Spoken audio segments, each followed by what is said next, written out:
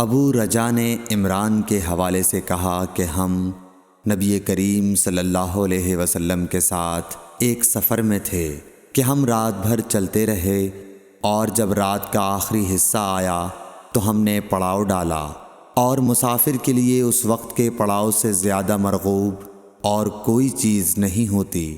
پھر ہم اس طرح غافل ہو کر سو گئے کہ ہمیں سورج کی گرمی کے سوا کوئی چیز بیدار نہ کر سکی۔ سب سے پہلے بیدار ہونے والا شخص فلاں تھا، پھر فلاں، پھر فلاں۔ ابو رجا نے سب کے نام لیے، لیکن اوف کو یہ نام یاد نہیں رہے۔ پھر چوتھے نمبر پر جاگنے والے حضرت عمر بن خطاب رضی اللہ تعالیٰ عنہ تھے، اور جب نبی کریم صلی اللہ علیہ وسلم آرام فرماتے تو ہم آپ کو جگاتے نہیں تھے، یہاں تک کہ آپ خود بخود بیدار ہوں، کیونکہ ہمیں کچھ معلوم نہیں ہوتا کہ آپ پر خواب میں کیا تازہ وحی آتی ہے۔ جب حضرت عمر جاگ گئے اور یہ آمدہ آفت دیکھی، اور وہ ایک نڈر دل والے آدمی تھے، پس زور زور سے تکبیر کہنے لگے۔ اسی طرح بآواز بلند آپ اس وقت تک تکبیر کہتے رہے جب تک کہ نبی کریم صلی اللہ علیہ وسلم ان کی آواز سے بیدار نہ ہو گئے۔ تو لوگوں نے پیش آمدہ آفت مصیبت کے متعلق آپ صلی اللہ علیہ وسلم سے شکایت کی۔ اس پر آپ نے فرمایا کہ کوئی حرج نہیں، سفر شروع کرو۔ پھر آپ تھوڑی دور چلے، اس کے بعد آپ ٹھہر گئے اور وضو کا پانی طلب فرمایا، اور وضو کیا اور اذان کہی گئی۔ پھر آپ نے لوگوں کے ساتھ نماز پڑھی۔ جب آپ نماز پڑھانے سے فارغ ہوئے تو ایک شخص پر آپ کی نظر پڑی جو الگ کنارے پر کھڑا ہوا تھا، اور اس نے لوگوں کے ساتھ نماز نہیں پڑھی تھی۔ آپ نے اس سے فرمایا کہ اے فلاں، تمہیں لوگوں کے ساتھ نماز میں شریک ہونے سے کون سی چیز نے روکا؟ اس نے جواب دیا کہ مجھے غسل کی حاجت ہو گئی اور پانی موجود نہیں ہے۔ آپ نے فرمایا کہ پاک مٹی سے کام نکال لو، یہی تجھ کو کافی ہے۔ پھر نبی کریم صلی اللہ علیہ وسلم نے سفر شروع کیا تو لوگوں نے پیاس کی شکایت کی۔ آپ پھر ٹھہر گئے اور فلاں یعنی عمران بن حسین رضی اللہ تعالیٰ عنہ کو بلایا۔ ابو رجا نے ان کا نام لیا تھا، لیکن اوف کو یاد نہیں رہا، اور حضرت علی کو بھی طلب فرمایا۔ ان دونوں سے آپ نے فرمایا کہ جاؤ پانی تلاش کرو۔ یہ دونوں نکلے۔ راستے میں ایک عورت ملی جو پانی کی 2 پکھالیں اپنے اونٹ پر لٹکائے ہوئے بیچ میں سوار ہو کر جا رہی تھی۔ انہوں نے اس سے پوچھا کہ پانی کہاں ملتا ہے؟ تو اس نے جواب دیا کہ کل اسی وقت میں پانی پر موجود تھی، یعنی پانی اتنی دور ہے کہ کل میں اسی وقت وہاں سے پانی لے کر چلی تھی، آج یہاں پہنچی ہوں، اور ہمارے قبیلے کے مرد لوگ پیچھے رہ گئے ہیں۔ انہوں نے اس سے کہا اچھا ہمارے ساتھ چلو۔ اس نے پوچھا کہاں چلوں؟ انہوں نے کہا رسول اللہ صلی اللہ علیہ وسلم کی خدمت میں۔ اس نے کہا اچھا وہی جن کو لوگ صابی کہتے ہیں؟ انہوں نے کہا یہ وہی ہیں جسے تم کہہ رہی ہو۔ اچھا اب چلو۔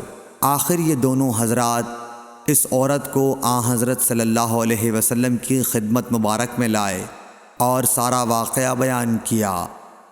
عمران نے کہا کہ لوگوں نے اسے اونٹ سے اتار لیا۔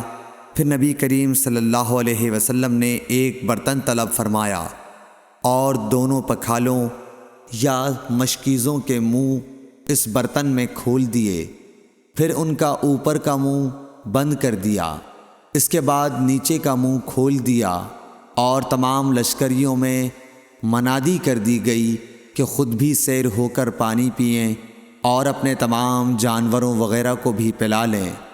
پس جس نے چاہا پانی پیا اور پلایا، اور سب سیر ہو گئے۔